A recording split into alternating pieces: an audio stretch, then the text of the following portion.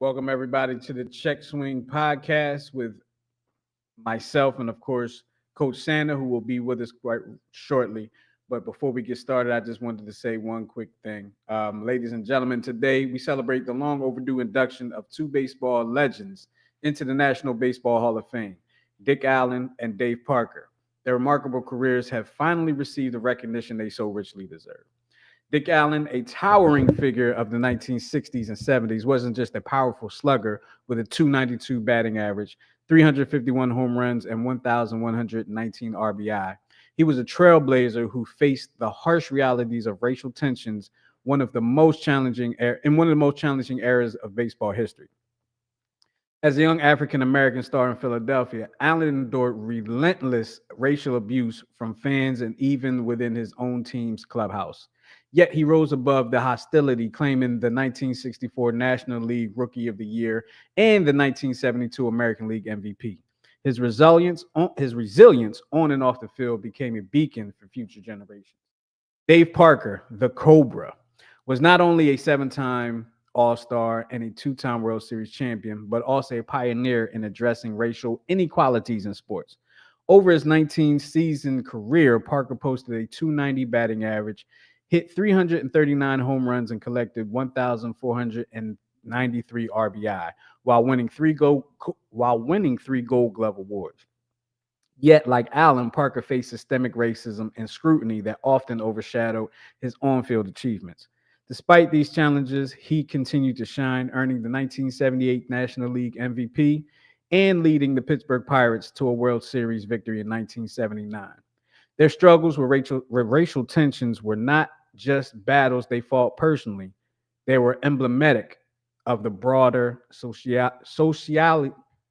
societal struggle for equality.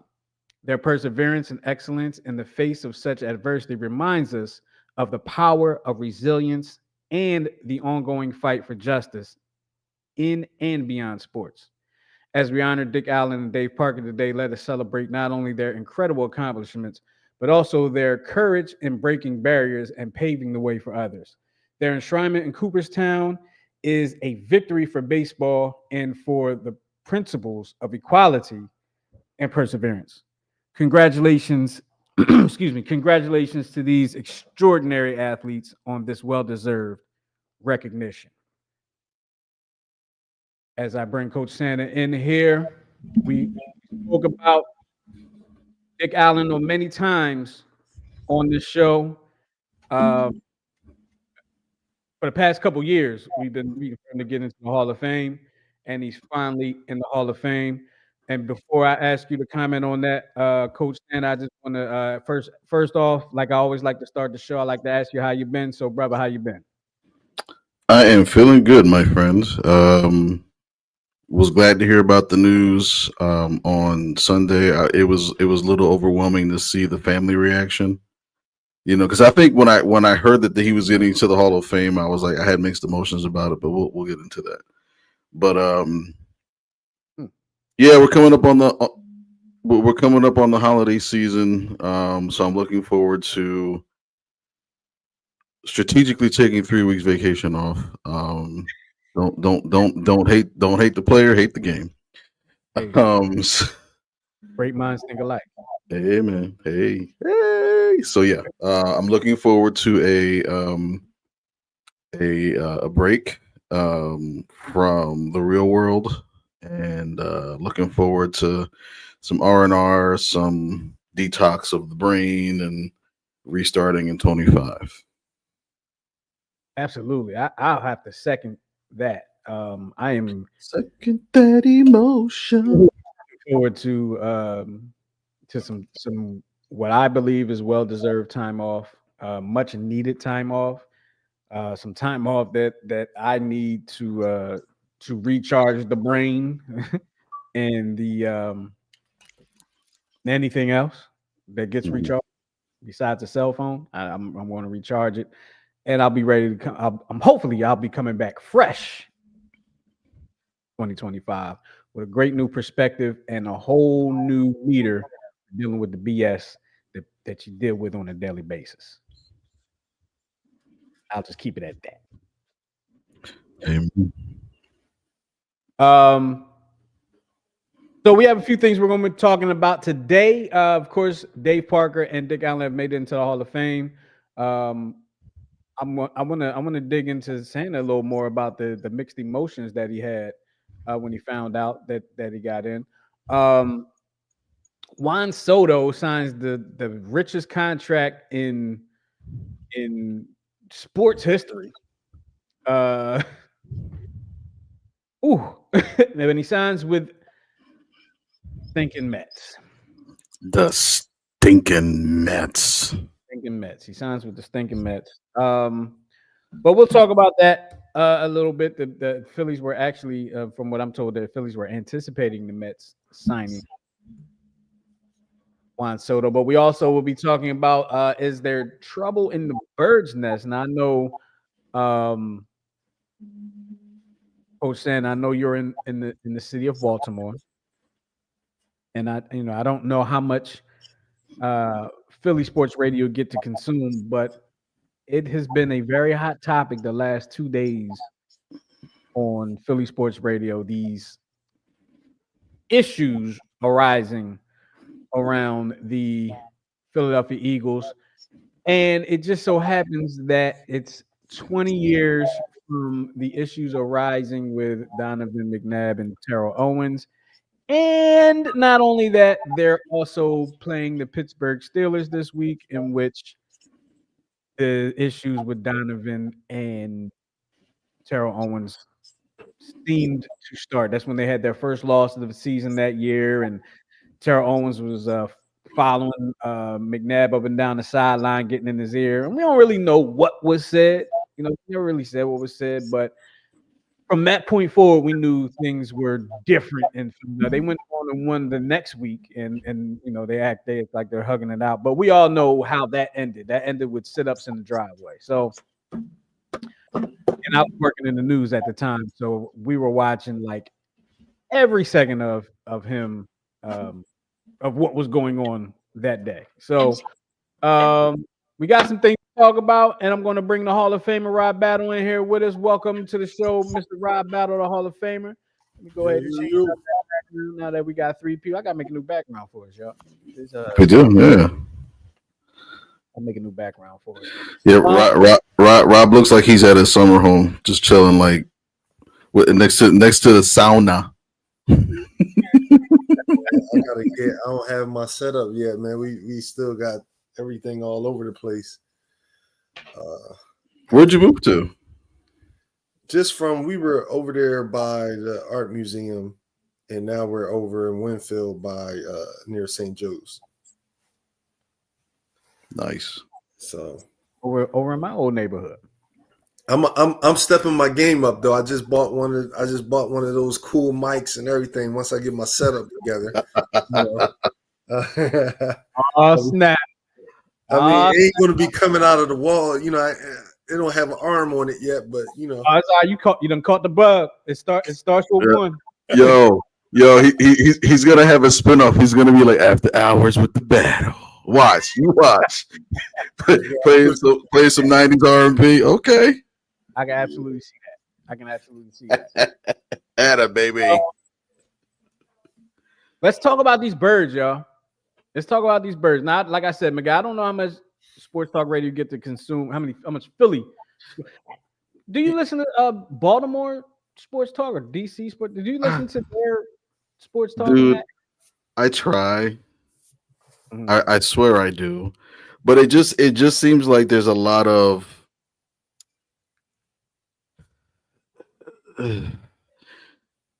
I mean, they really care about the Ravens because, I mean, again, it's a two-sport city. You know what I mean? There's no basketball, there's no hockey, but they really care about their Ravens. They really care about their Orioles. But a lot of the it just seems like it's nothing like Philly. I will say that.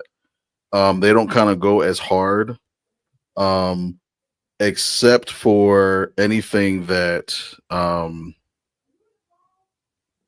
the quarterback does, because they were really, really harping on him after the Eagles loss, especially when Lamar Jackson, he joked about, his mom cursing him out and not taking the lanes and stuff like that. But there were, again, like we pointed out, to a couple of throws that were made that were like throwing it into the dirt and all this stuff. And now there's the talk of, can he win the big game, which was kind of like the talk over the past couple of years. But now it's like, okay, wait a minute, just signed a big deal, negotiated himself without an agent, all that good stuff. And now it's like, can he win the big game? But as far as me listening to Philly radio, there's an app that I have used, so I do get some of the shows. I think I stopped listening to Philly radio my last year in Philly because I just thought it was. You could tell based on the whoever the host was, they were literally fighting for content. Like it like stuff out of the clear blue. Like, oh, Bryce Harper likes to wear green shoes. That's ugly. Like, why would he do that? That's an embarrassment to. It just got too nitpicky for me, and it just seemed like it was more. They were just looking to argue about anything. So it reminded me a lot of ESPN. It's funny you say that about why you stopped listening, because just yesterday something came out about I'll say probably I don't know if he's the most popular. He might be the most popular sports talk personality here that has their own show that's been around for a while. Kind of hinted to the fact that, or hinted to that another station here. There's only 2 sports stations, but the other station here in sports Talk Philadelphia, was stealing ideas from them. I saw that article. I did. I read that. That actually made the news down here. Did it really? Mm-hmm. Interesting. But before we get into this Eagles topic, I want to start by asking the Hall of Famer a question that will give us a little perspective into this before we dive in. Of course, Rob, I'm talking about you. Damn, thanks. Well, he's the only one that's Hall of Fame that I know of. I mean, I won 3 championships in a row. Doesn't that count for anything? I wasn't a Hall of Famer or an All Star. You should talk to Northeast about the Hall of Fame then. You said what? I said he should talk to Northeast High about the they got. I don't know if they have one. I don't. No, they don't. And I was like a 220 hitter, so I probably wouldn't make it. That's horrible. That's good. That's good. By today's standards, but by Hall of Fame standards, absolutely not. Question for you, Rob, is how important, if at all, is it that you can get along with your teammates on a professional sports team? I mean, I think it takes a special group to, how sometimes you hear those stories like, yo, these guys won a championship. They didn't even like each other off the court or something like that. Those are, I think, special cases. I think it's important to at least have a certain percentage of folks who are getting along, but that can't be your leader. When you look at the situation like with Kobe Bryant and Jordan, it wasn't until they started embracing and opening up where they started to have that success as a team. So it is important, because here's the thing. Once you start a season and you're on a team, and you guys have been on teams, college and that stuff, you're spending more time with your teammate than you do with your own family. Yeah. So that's kind of hard to be just constantly in your head, like, oh, I don't bang with him. I don't bang. You see him every day. You got to talk to him in the midst of the game, on the field or on the court. Like, it's hard, and I think it's stressful. I think it just takes a lot of energy to hate, to be like, yo, I don't bang with him. Yeah. And so I ask you that question because, of course, if you haven't heard, after the Eagles game Sunday against Carolina Panthers, in which they won by 6, and everybody in the world feels like the game should not have been that close. Mm-hmm. reporters asked, of course, reporters go in the locker room and ask questions. Everybody knows this, and they asked AJ Brown, basically paraphrasing what's going on with what's wrong with the offense right now. And long story short, AJ Brown's answer was passing. Okay, he didn't say Jalen Hurts. He didn't say Kellen Moore. He didn't say anything specific, right? But he said passing, which leads everybody to have their own opinions of what he was talking about. And it has become an issue here in Philadelphia. Now, I will say this. Most of the reporters that I've heard talk that are close to the team, I mean, I'm talking about the beat reporters and stuff like that. They have all said it's not that big a deal. People are making it a bigger deal than what it really is. And I can believe that because we tend to do that in Philadelphia. It's a story. You got to run with it, right? But it just reminds me a lot of Terrell Owens and Donovan McNabb. When they had their issues, and they were a successful team at the time. They were undefeated, had their issues, lost the game to the Pittsburgh Steelers, came back, made it happen the next week against, I forgot who it was. And then they go on to go. It was against the Cowboys. Okay, it was against Cowboys. Cowboys was draws back then, so yeah, of course they was gonna beat them anyway. Actually, no, that wasn't that bad. That's when they had Roy Williams and all them back then. They were okay. They were okay. They just weren't. They were rebuilding. They were on the rebuild, and that was the following. That was the game. McNabb scrambled for like 52 seconds and found FedEx, and yeah. Well, was that the game? That was the next week because I think he had like 3 touchdowns. T.O. had like 3 touchdowns, and then they did that mock walk on the sidelines. Right. So I do remember the mock. I'm gonna ask you guys because for me,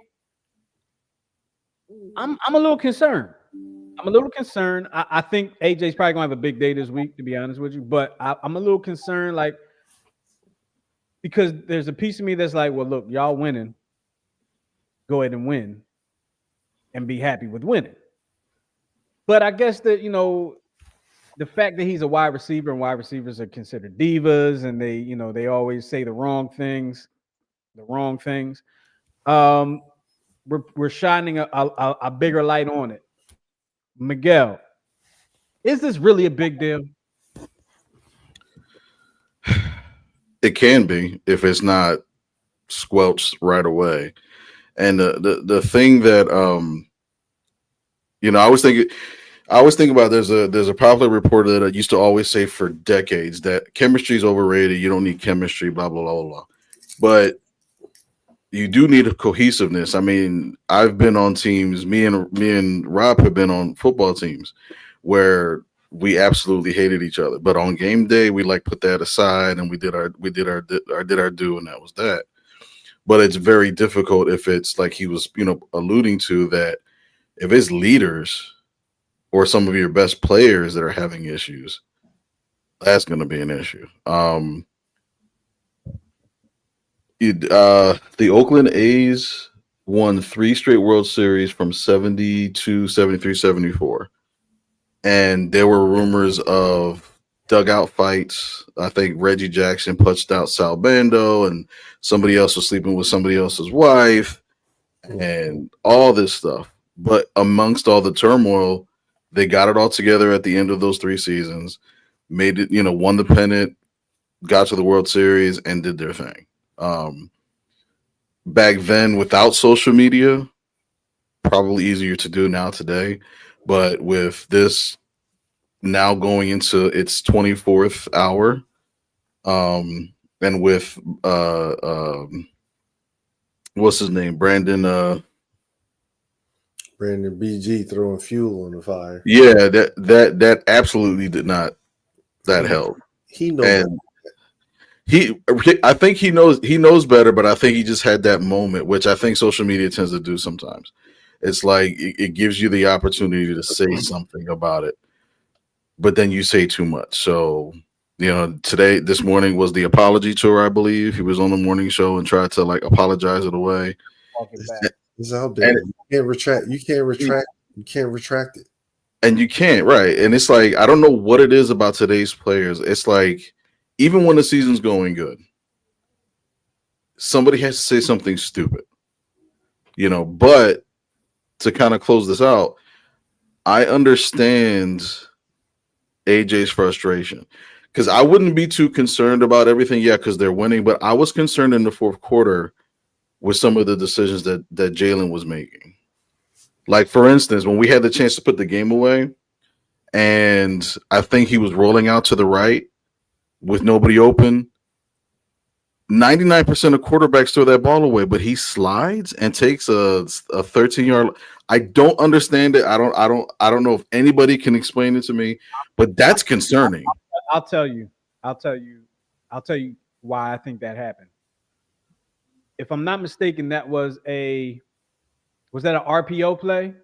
It was an RPO play, and I get that he didn't want. Hold on.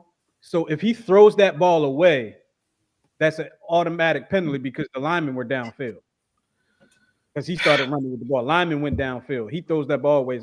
The second he releases that ball, it's a penalty. So it's either slide and get the ball here or get the penalty and get the ball here. But here's the thing. What's the penalty? 5 yards? I don't know. The penalty's 5 yards and you replay the down. Instead, you lose 10 yards. Actually, I think you lost 12 yards and you lose the down. At least with the penalty, you replay the down or they, wipe it out and it's like a 4th and shorter. It's those type of decisions that are starting to become frustrating, even in the way, because let's call a spade a spade. Hurts has regressed, and the defense is the only reason why we're in any of these games. The defense is saving the season right now. Absolutely. And Saquon. Other than that, I like Hurts is really disappointing. He has really been disappointing. And if he plays like this, I see a first round exit. Rob, what's your thoughts on it? Is it really an issue? Those guys were friends before. So Godfather of children. Yeah, I don't think I wouldn't say it's an issue. The issue is the passing game. I don't think what he was saying, he was taking a shot. Maybe the way he, relayed the message could have been different. He could have said, "Hey, I think we're doing a great job running the ball. I think we need to do a better job in the passing game now and put it all together." He could have said something like that. But I do think that there's an issue going on with Hurts and just making the reads and releasing the ball to the open receivers. And you mentioned Terrell Owens. I don't think it's similar to that at all, because those guys were feuding and they still made it happen. TL still got his targets. There was never an issue. Like, when you have that type of receiver, what's the issue? Like, I don't remember, but I do think it can become an issue, because if you see it spilling onto the sidelines and people see it, like, I don't know. Remind me if I'm wrong. I don't recall seeing.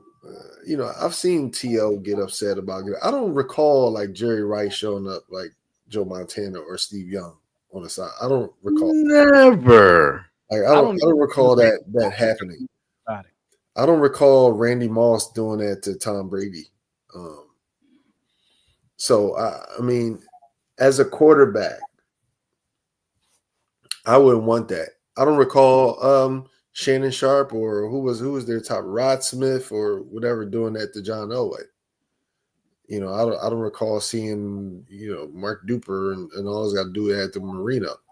Like, but that also goes into the type of leader you are. Like, does Jalen Hurts command that? I want to bring up I want to bring something up that I was thinking about when I heard the comments. And my mind started wondering about what really could be the issue. What is it jealousy? What is it, right? Against the Ravens, I believe it was AJ Brown went to Saquon and told Saquon and said to Saquon, "You gotta put your cape on and get us out of here." And he told this. He said this to the public. So my mind goes to Donovan and Terrell because all the stories that come out saying that Donovan didn't like all the attention Terrell was getting. Like it was Donovan's team, and then Terrell was like the star when he got here, and Donovan. Those were the reports coming out. And then AJ, supposedly Jalen's best friend, goes to Saquon and tells him, "You need to put your cape on and get us out of here." I'm thinking about, you're not going to say that to your quarterback? Your best friend? You're going to go to the running back and tell him to put his cape on? Like he's starting to lose faith. Something for a little while now. I mean, I think if they're that close, you know, like, let's be honest, man. You know what cats can and can't do. You know, I hoot with my brother, who's also a college basketball Hall of Famer. You know, that just runs. That's how we do. But but I couldn't, if we were playing together and we needed something, I couldn't go to him and be like, "Yo, man, I need you to hit these threes, get us back in the game." That's not his game. He can't do that. You know, so that's just me being honest. That's just and him knowing in his head, honest, like, yo, I can't hit 5 threes and put him back in the game. Now if Curry's on our team, I'm gonna go say it to Steph. I'm not gonna say it to him. I'm gonna be like, "Yo, Steph, we down about 12. It's about 5 minutes ago. We need a few threes to get us back in this." You know. We got a comment coming in on the text line. He says, "Hey, I love the podcast. Also tell Santa Josh says hi." Santa Josh says hi. So just so you know. All right, Josh. We can wrap it. We can bring the conversation back this a little later, but I wanted to get this special announcement in. And I'm putting a link in the chat for all of our viewers right now to check out. Okay. There is a link in the chat right now that is for a vote. Okay. And this vote is for the Gagliardi Trophy. I said it correctly. It's for the Gagliardi Trophy. Okay. Oh, this is okay. The Gagliardi Trophy is the Division III football's Heisman equivalent.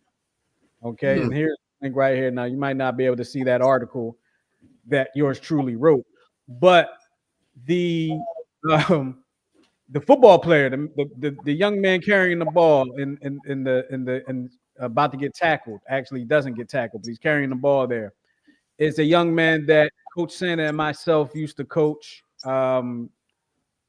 Very stand-up young man, very well-deserving of an award like this, very hardworking.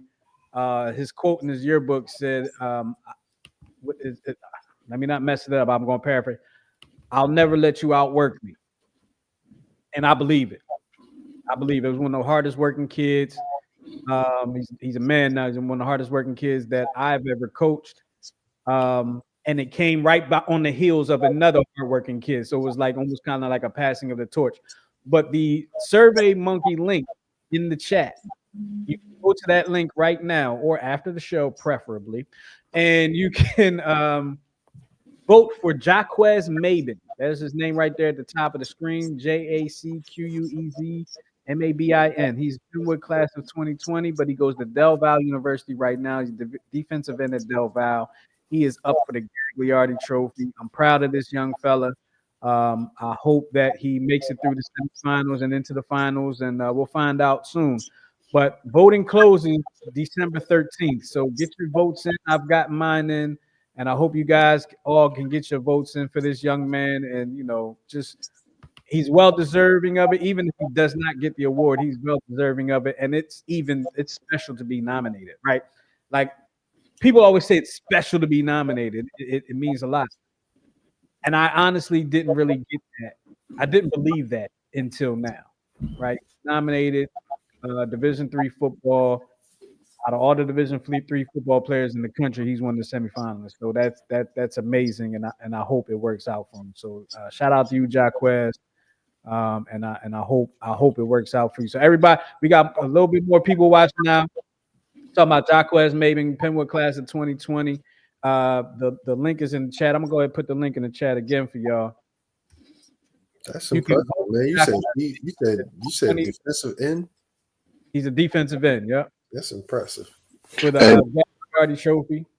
And the one thing that I want to say about this young man, because we had me and Justin had the privilege of coaching him for baseball, and I just remember him wanting to catch. He just wanted to catch, and he had the mentality, but not the technique. But when I tell you, like, he embraced this, like, he said, all right, this is what I'm gonna do, this is what I'm gonna work on, and I'm just gonna do it and rock and roll. So sometimes there were teams, because I mean, the players that would come through Penwood baseball, were not always the best, but we always had some bright spots here and there. So one of the things, and I know me and Justin would always talk about this when we would visit like MSI, for instance, or one of the stadiums that we were, blessed to play, and they had big backstops. We were always nervous about how many wild pitches we're going to lead up. And I remember talking to Jaquez before a game, doing some pregame stuff in the bullpen. I said, nothing can go by you, like nothing. And I remember specifically that day, every time he called a curveball, I was nervous. I was like, oh, here we go. Nothing got by him that day. So it's like when he puts his mind to it, he becomes like otherworldly, you know what I mean? And he's an awesome he was an awesome young man then, even awesome now, and I personally was proud to coach him. Absolutely, and I'll finish this with this. I want to tell you the story of how he became a varsity player. And I don't think you were at this game, Miguel. I don't think you were there. But we were playing we're playing Delco Christian, at Delco Christian, right? And we were short. Delco Christian did not have a JV team, and Jaquez was actually on the JV team at the time. And I put Jaquez out in right field. And I don't know how the play transpired, but however the play transpired, there might have been a play at the plate and the catcher was not there. I think it might have been a rundown or something. The catcher went to cover third base or something. I don't remember what happened. Jaquez. I was at the game. You were at okay. Jaquez and covered the plate from right field. From right field. I remember that. From right field, he came and covered the plate. And from that day forward, he never saw JV again. He was on varsity from that day forward and started every game as a varsity player from that day forward. He never saw JV again. So, like those kids that are watching, those are the things that coaches see that will, take you from JV to varsity. Those are the things that coaches see that coaches will tell college coaches. Let me tell you what he did this one time. Okay? So those are the things that you want to do, kids. There's always, in baseball, I'm just talking about baseball. I know other sports too.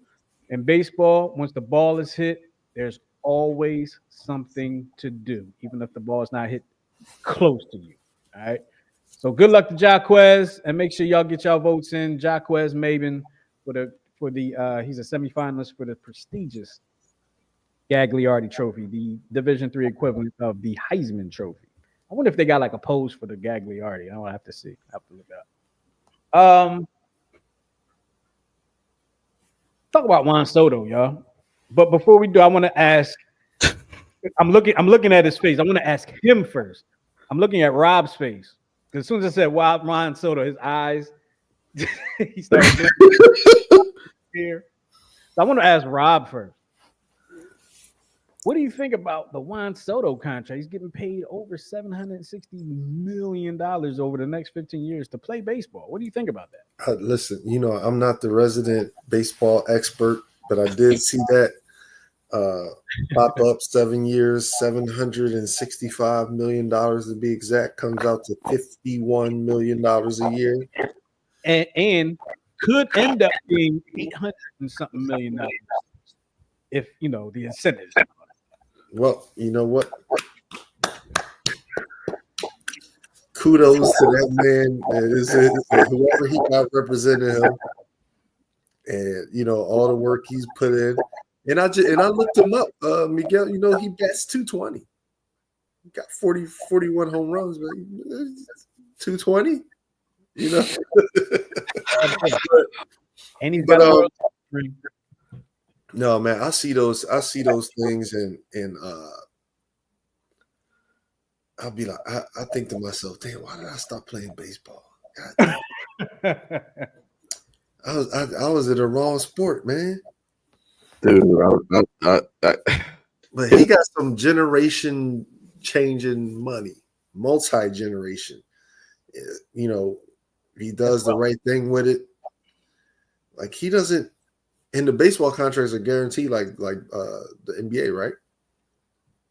Yeah. It takes. So I will say this about baseball contracts: the only time that any team can recoup the money is in the very rare case where Miguel, I got to mute your mic. We're losing you. You're starting to sound like you're underwater. Can you hear me now? It's still messing up. What? Can you hear me now? It's a little better. Go ahead, let's try it. Okay. What I'm going to say now may self-destruct in 10 seconds. All right. Was that clear? You're going to self-destruct in 10 seconds, actually. All right. I think I might want to take my mic back. No. Sometimes that happens if shut up. Did you get this mic? It looks similar to that. It's that blue something, Joe. Okay. Blue Yeti. Yeah, he got the blue one. Okay. All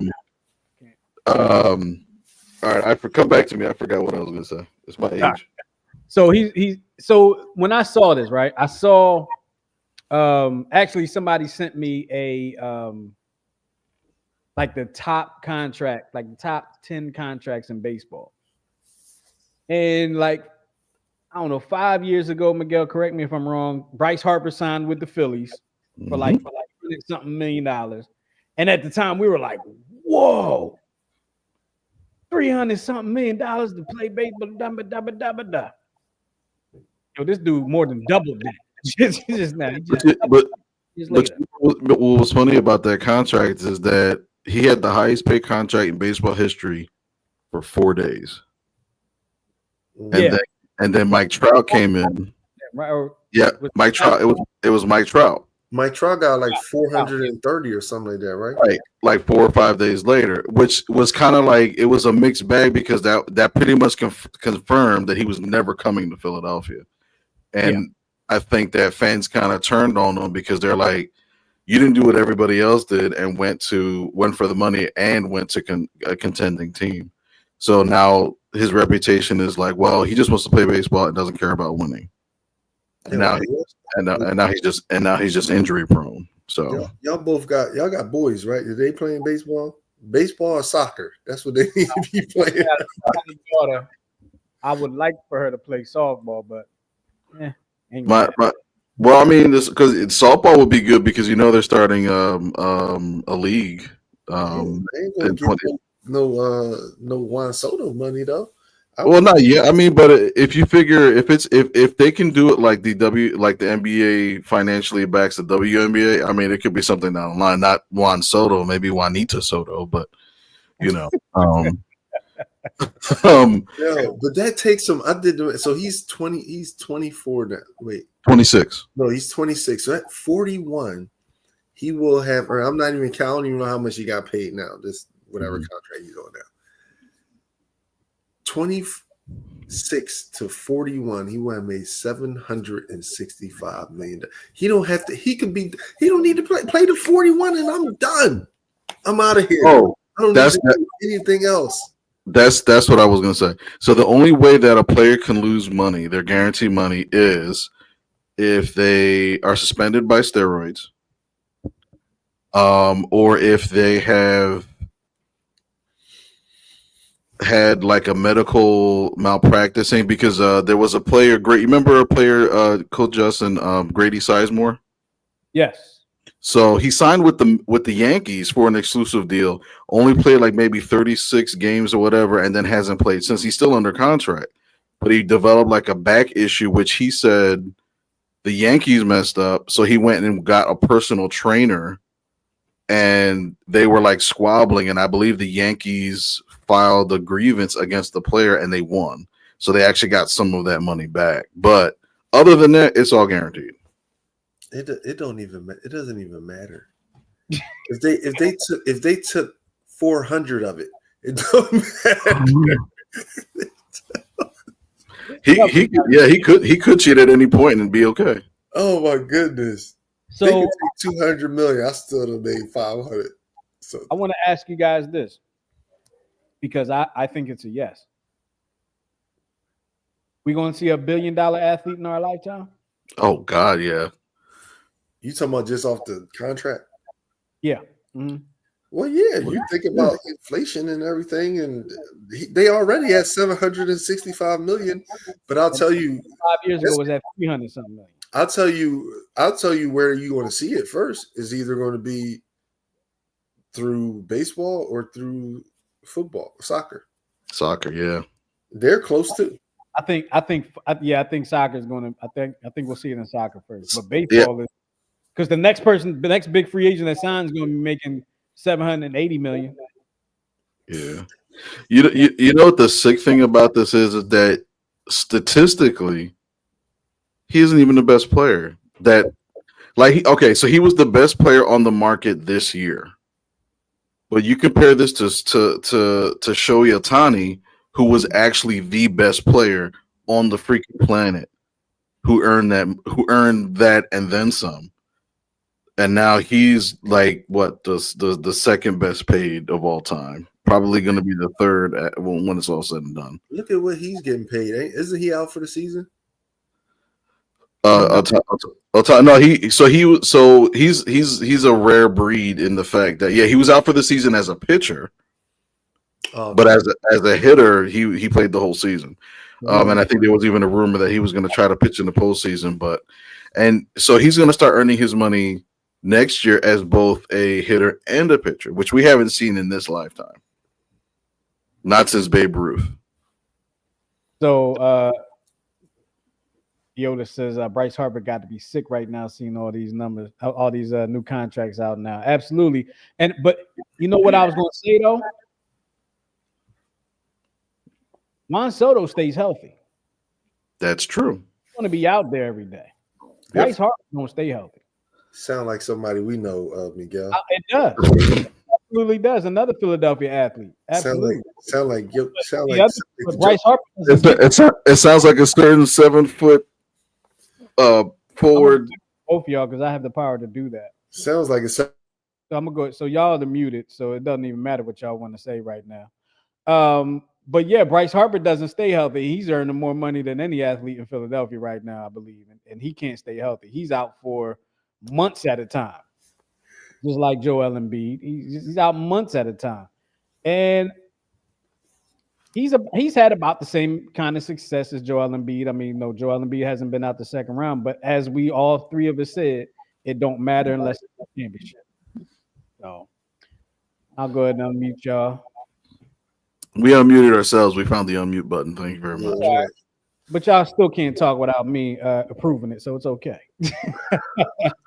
So someone has some power hungry issues. Hey, I mute my wife on this station, so don't think I won't mute y'all. Yeah, like my wife's off. That's why he's in the basement now playing. That's why he's in the basement now learning bass with his sconces. Yeah. Get started. Don't you get me Man, started. these baseball. Is it too late? You guys are baseball, savants. Is it too late? I mean, Eddie Murray batted DH, so he's 46. I'm gonna go ahead and tell you. Yeah. Give me another a year or two in the batting cages. You know what I'm saying? Unfortunately, it's too late. It was too late to be a rookie once you turn 25. Man, if I can get this knee going though, I probably could give it about a good 60 games.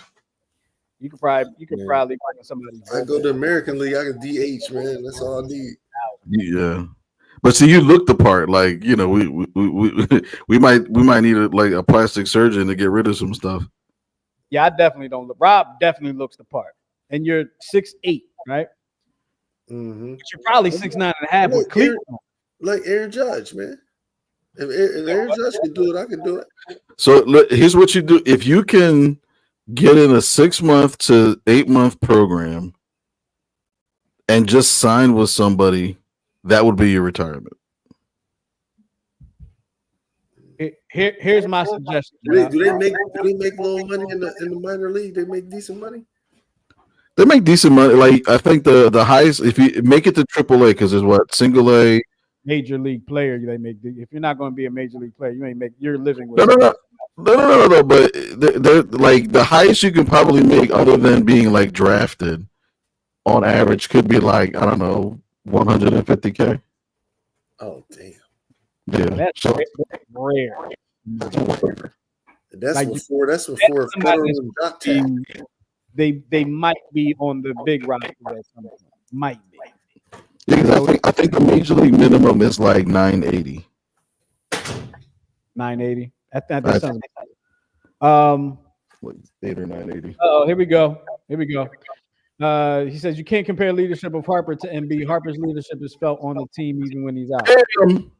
Yeah, because they can't win when he's out. But see, but the other thing is too hold on. But the other thing is too is baseball, because you have double the games. You know, he can literally afford to miss 30 games and come right back, and they could be floating above water, and he has the benefit of all those games. So that's one advantage that he would have over Embiid. But again, he's still not performing. But I understood. But here's the thing. Hold on. But here's the difference. Harper will say, I'm not performing. I sucked. I didn't do my job. And Embiid is like, I don't understand what everybody's complaining about. Because Harper's more mature. Everything. But see, right there, it's a maturity thing. Oh, okay. Let's trade Embiid because he's not mature. You know what? Who wants to give up assets for the immature athlete? Y'all hit me up.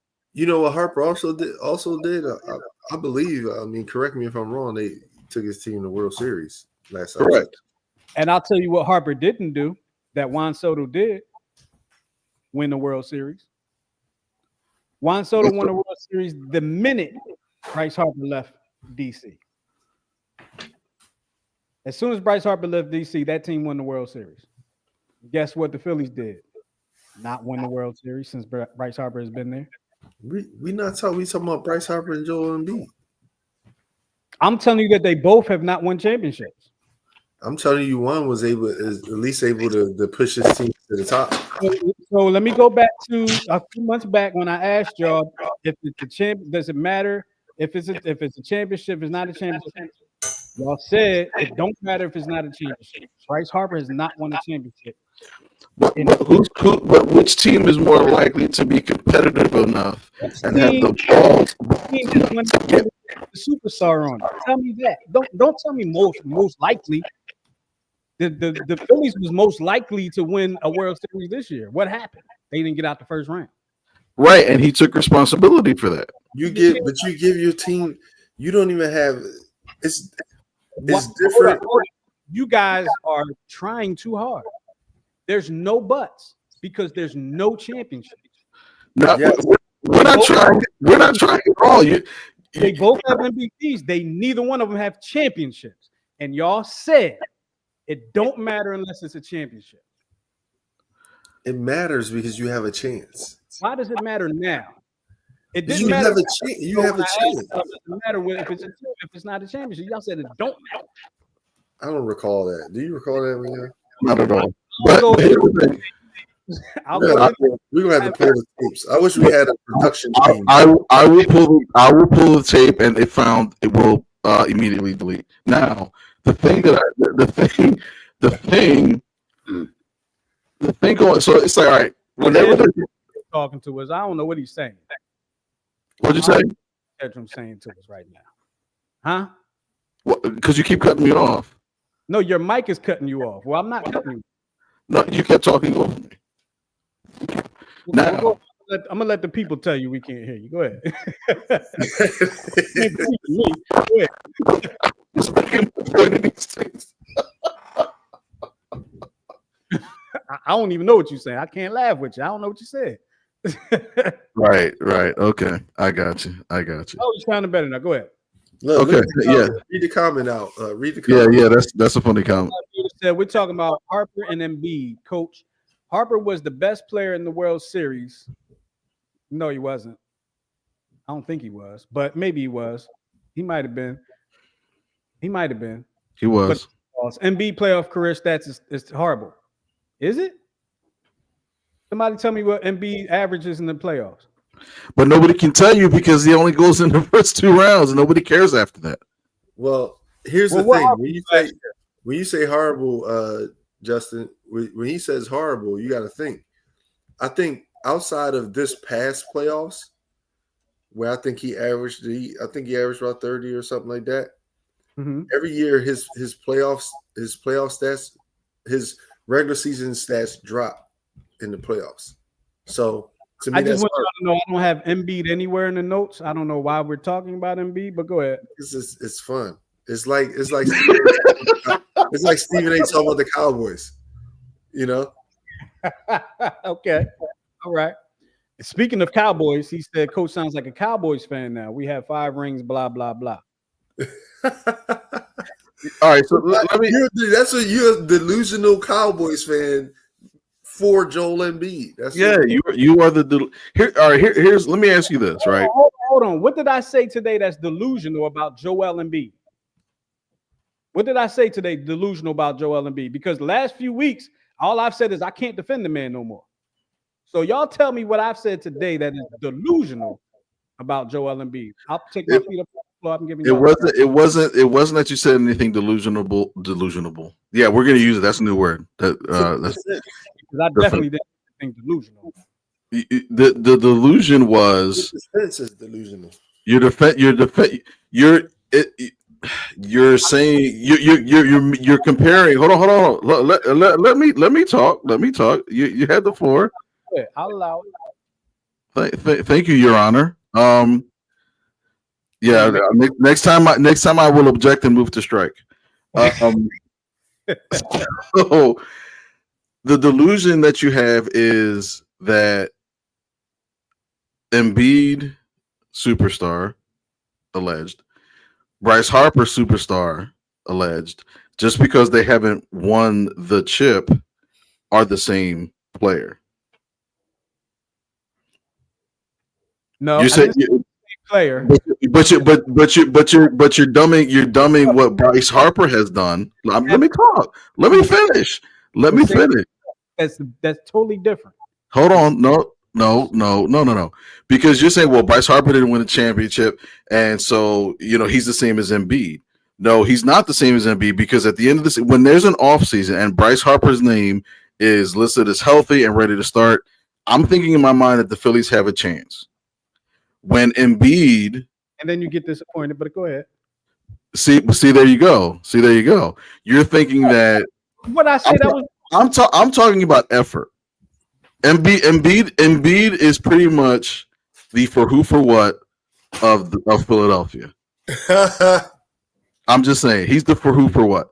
He has the potential to go down in Philadelphia lore as the I'm sorry to say this, the Black Sean Bradley. That's what he has the potential to go down because of the fact. No. There's no way in hell I'm gonna let you get away with that.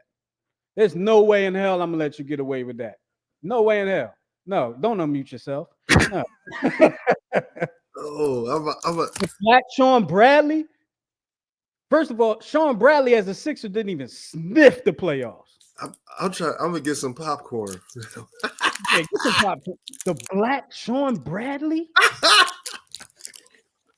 I said what I said. The only similarity between Sean Bradley and Joel Embiid is they ain't win championships. That's it. I'm just saying.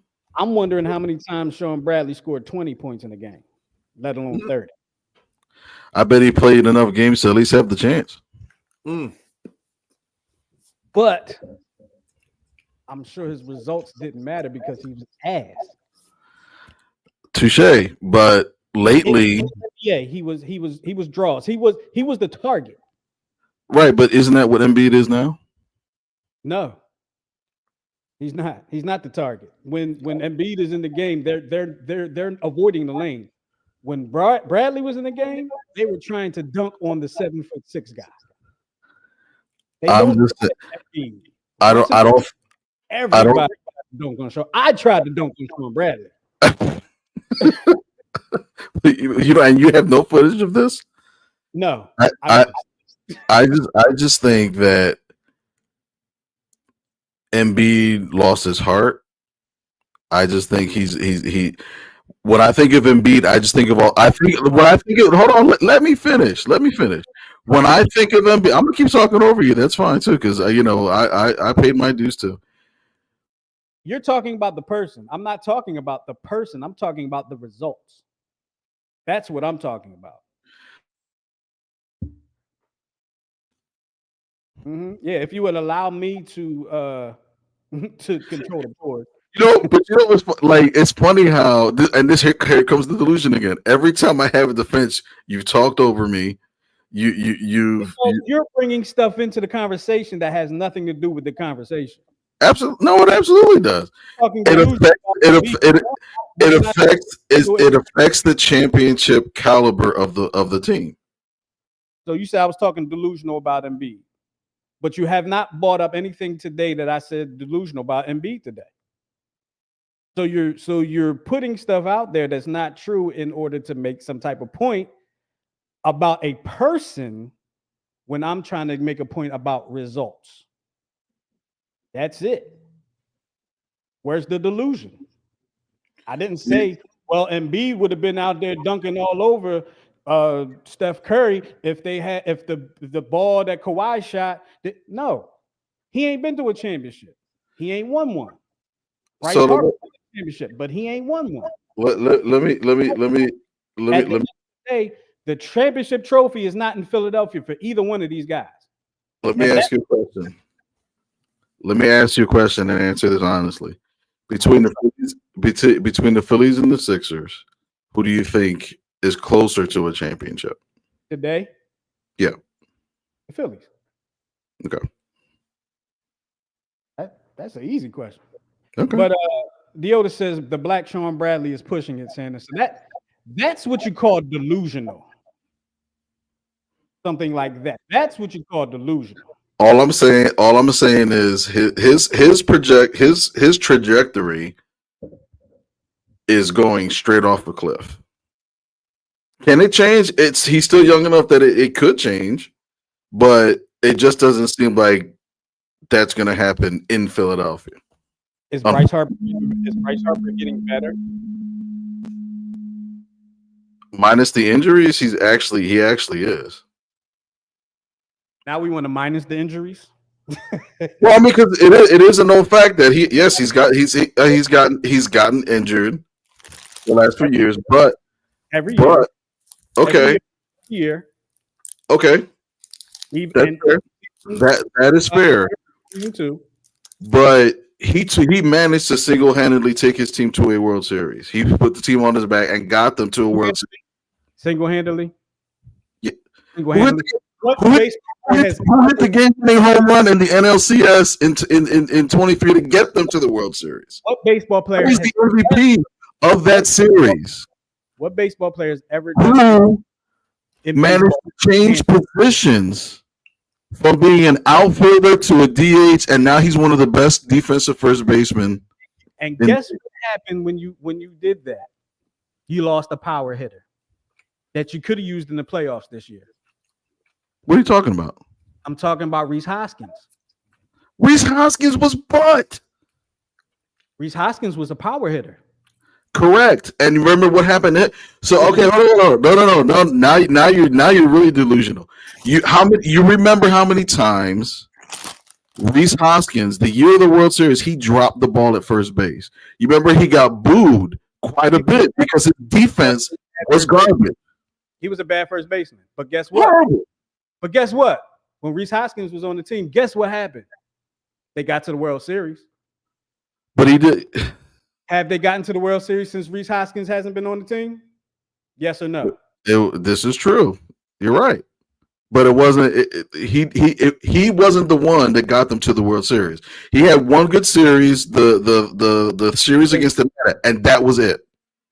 Okay. And that was it. You don't remember Castellanos having didn't he like break Reggie Jackson's record or something? Mm-hmm. In the playoffs in the World Series or something like that. Mm-hmm. So is that still Bryce Harper single-handedly getting the Phillies to the World Series? The way that I remember it is Phillies were down 2 runs in the bottom of the 8th in game 5 against the Padres. I remember, and he hit a home run to get them to the World Series. He was the National League Championship Series MVP. Mm-hmm. He did his part. Mm-hmm. And you can even say this past year, yes, the team did not make it past the Mets, but it wasn't because of him. Why not? What did he do to avoid it? Since he single-handedly got them to the World Series. He played defense and he hit home runs and he hit the opposite. He did him and Castellanos had a good series. They both had good series. It was the pitching it was the pitching and the defense that let us down. I like to put out there that with Share Playground, I never dropped the ball at first base. Oh, what'd you say? You said, "Whoa, what happened?" So, on my Share Playground team, I never dropped the ball at first base. Was error free. Oh. God. We had some hands and some stretch, you know what I'm saying? I just like to put that out there. Unbelievable. First base is probably the most important place on the field outside of catcher that needs to catch the ball. Hello. Harper, head and shoulders, a better first baseman than Rhys Hoskins. Wait, how isn't he short? How tall is he? Who, Bryce? He's like he's like 5'11", 6 foot. So he's like an average first base. Most they try to put the biggest person there as a first base. So you see most first basemen at like 6'2", 6'3". But again, he's an outfielder. He actually was a catcher. He was a catcher growing up. So where is Aaron Judge? Where does he play? Outfield, unfortunately. How he's going to be back in right field probably this year. No, he can be back in DH. He's like 6'6" in the outfield. I'll say again. Why is he like 6'6" in the outfield? Probably because he's scared to have the ball thrown at him.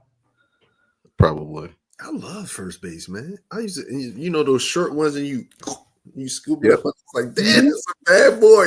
Woo! I'm telling you, man. Oh man, what was that, Miguel? Moral of the story is the pleasure of playing with me on the team, and I deprived you of that. For that, I'm sorry. Dude, we all looked at you like, yeah, he gonna play first base. We all said the same thing. We ain't gonna put him at first base. Moral of the story, guys. Juan Soto signs a $760-some-odd million contract. He only has one World Series ring that he won, 5 years ago? 2019. No, yeah, 2019. 19, so 5 years ago. Power hitter, we shall see. He gets 3 to 4 at-bats a game, so I'm going to have somebody do the math and tell me how much he gets paid per at-bat. Oh, I had that. It's something like $300-something thousand a game, $350,000 a game. Oh, he's gonna be getting paid. He's gonna be getting paid. Shout out to Juan I got Soto. it. I got it.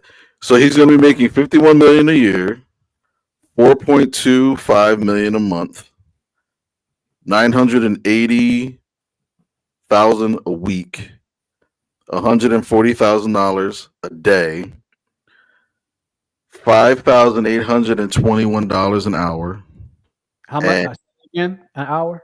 $5,821 an hour, Okay. and $98 per minute. I figure out how I can make that happen. See, and that's what people got to understand. So it doesn't even make sense. It doesn't even make sense for him to like change his own oil or bend over and pick up $1 because the amount of money that he makes and the time that it takes him to bend over and pick up $1 off the ground, he's losing money. He's losing money. He loses money when he gives effort. Man, I didn't think about it like that, but damn. We more mindsets. I'm getting off of something else right now, but just that's the type of money that you'll just go out and just spend stupid stuff and just blow your money because you have so much that you don't know when to stop because you don't really have to. Listen, these athletes, if they could put like a portion of their money together, they would end world hunger. They can fund schools. You know what I mean? Like, but if the top 2 paid athletes could put their money together, they could buy a couple of teams. And maybe not a couple. They could buy a team. Maybe the cheapest team, whatever that may be. I don't know. Yeah, but you got the gatekeepers, man. You got the good old boys. You think it's not just about money. I think there's been a lot of ownership groups that had the money and they just they chose for some reason to purchase the team. They didn't get chose being the operative word. They chose for some reason. So all right, do we have anything else we gotta get to, guys? I think we touched upon it all, right? I got a closing question for you since we were talking about Bryce Harper and Embiid in their respective sports. Will Bryce Harper make the baseball Hall of Fame, and will Joel Embiid make the basketball Hall of Fame? Bryce is a Hall of Famer right now. Yeah. Okay. Do you feel Embiid will make it? Joe is not right now. I don't think Joe is a Hall of Fame. I don't think so. He's popular. He's famous. I don't think he's a Hall of Famer. If his career ended right now, he's not a Hall of Famer. If Bryce's career ended right now, and it's sad because the potential is there. It's just he's not there yet. And I hope neither one of their careers ends today because neither one has a championship, and I would like both of them to get a championship. Wait, didn't he just play? Those people personally get a championship. I just want the teams to get it. I don't care if the person gets a championship. I want the team. Did Embiid just play? He played the other day, yeah. Had like 31 points or something like that. They won 108-100 against the Bulls. Oh, good for him. Don't play again until Friday, so he should play again, but who knows? He said, "Good for him." Good for him. That's what's up. When he doesn't score 30, I'm disappointed in him. I'll be like, yo. And let me ask you something, Rob, real quick. Is it fair for me, and take your bias out of it about Embiid and all that, right? Is it fair for me as a fan of Embiid to be a little disappointed when he doesn't score 27 or more points? Yeah, I think that's fair. Especially since he went through a whole season averaging 31 or whatever it was. He's that type of player. Averaging like 35 a game last year. Yeah, he's that type of player. He definitely should get. Yoda said, if Yao Ming can make the Hall of Fame, Joel can make the Hall of Fame. Yeah, but here's what I learned. Yao Ming showed up though. Here's what we had to learn. He had foot issues. He got those injuries, but here's the thing. Here's what we got to learn. Where I had to learn, and it's hard for me because I feel like the NBA should do what the NFL and like baseball does, right? I think you're about to say what I was about to mention. But like, is it? Well, I don't know if the baseball does it, but the NFL, like, it's the NFL Hall of Fame. Right. You know, with basketball, I think everybody forgets that it's not the NBA Hall of Fame. Right. It's the Basketball Hall of Fame. And so Yao Ming, with his president, what he did for China, you know, for that exposure to China, Mm-hmm. that's why he got in. But I don't see Embiid just helped his case in terms of basketball because he was just on the Olympic team. But outside of that, he hasn't done anything about like when you look at somebody like Carmelo as a freshman, led Syracuse, he got gold medals with the USA team, and then also his NBA career. So when you look at that, he's going to get in. He's going to get in. Even though when you look at NBA, you like, well, his NBA career, yeah, he scored, but he didn't really, you know. So, but with all the other stuff, he's in. You consider Melo a winner? A winner?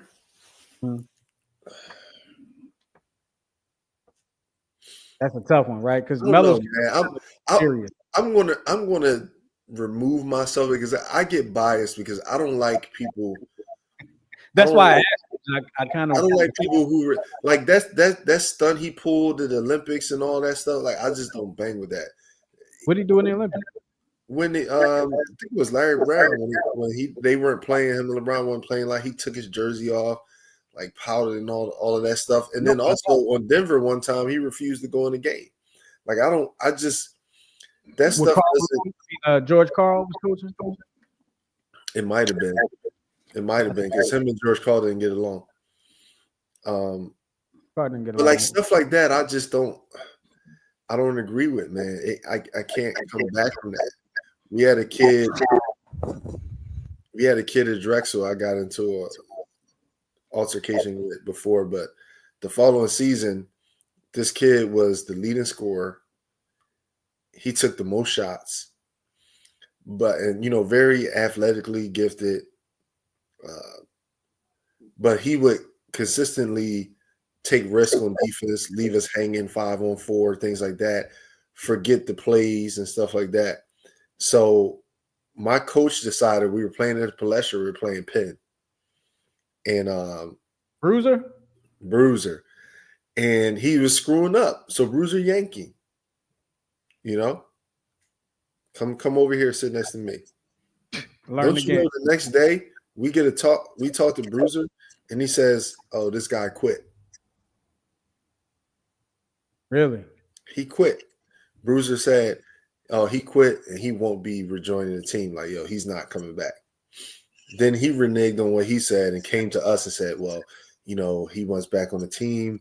It's up to you guys." So we call a meeting. We get together, we get a meeting. The ball's on this kid. This dude is from Delaware. He shows up late to the meeting. That's the first thing. And then comes in trying to intimidate. We're having a conversation before he get there. I said, "Look, man, I don't want him on the team. If I can't trust him when the things are up for you, right? You're the leading scorer. You take a lot of shots. And then you quit. So how can I trust you when things go bad? When we in the trenches? No, I don't want him back on the team." So he comes in. I had a similar situation, but we didn't get to. It was two players at the same time. They both walked off the field again and cut the coach out. And don't you know they played the next day? Yeah, you can't do that. I didn't like that he reneged on that because he told me he's not coming back. And then you put it into, basically you put it in children's hands. So he comes in and he's like trying to punk everybody. Like, anybody who don't want me on this and that. I said, me. I don't want you back on the team, bro. And he said, "Well, who else besides Rob?" Yeah, because I knocked his ass. Excuse me, I knocked his ass out once before already. Ooh. So he wasn't embarking this street. Similar to your situation, after that game, our coach said they're done. They're not back on this team. They won't ever be back. And they played the next day. Yeah, I went and I told the coach that. Captain was like talking to the coach, like, yeah, well, everybody said they don't really mind or this and that. I was like, no, tell him. I said no. Your battle said no. And that was it. He wasn't back on the team. Because Rob Battle lays down the law. And that's the thing, man. People gotta understand, like, when you mentioned Donovan and Terrell Owens, he didn't like the attention and things like that they were getting. People gotta humble themselves, man. I played overseas. A lot of times they weren't trying to have the Americans as captains and things like that. I didn't need a C on my shirt. I didn't need to be labeled the captain to know that I was the leader. Everybody know. Y'all can be the captain, but you know who runs this shit.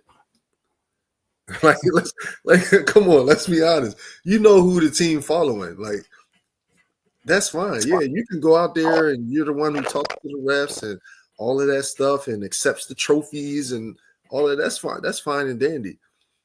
But when I come out here and I'm laying it on the line, they following that. That's what they following. And when I talk, they listen. So I'm not worried about who gets the recognition and all of that stuff, because I know people see it. People see it. People not dumb. All right, we'll leave it at that. We're gonna leave it at that, man. We're gonna get up out of here. Oh, it's almost 20 after now. Gotta go work tomorrow. Y'all tripping. We gonna get up out of here. Maybe we had a great conversation. I don't know how we got on MB, but somehow every week we get on MB and we have a great time talking about it. I'll tell you that right. We have a good time talking about it. I love it. But right now we're gonna get up out of here. Appreciate y'all hanging with us here on the Check Swing Podcast with myself, with Coach Sinner, and the Hall of Famer, Mr. Rob Battle. We are going to talk.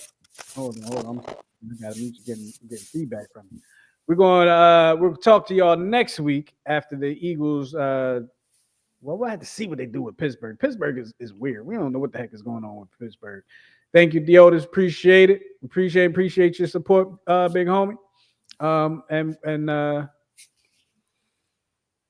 Is that the brother that you said you wouldn't ask him to hit 5 threes in a row? Yeah, that's my brother. That's my brother right there. Hey, 5 layups in a row, bro. We good. We need that. 5 layups. We need that. Yo, shout out to the Black Sean Bradley. Let's roll.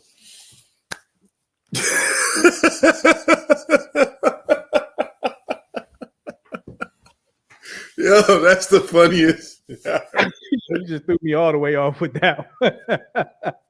You threw me all the way. What was I doing? Oh, I'm getting out of here. All right, look, we gonna talk to y'all next week here on the Check Swing Podcast. We appreciate y'all for hanging with us, and that's all I'm gonna say about that, because he done threw off my whole train of thought, y'all. Talk to y'all next week. Peace.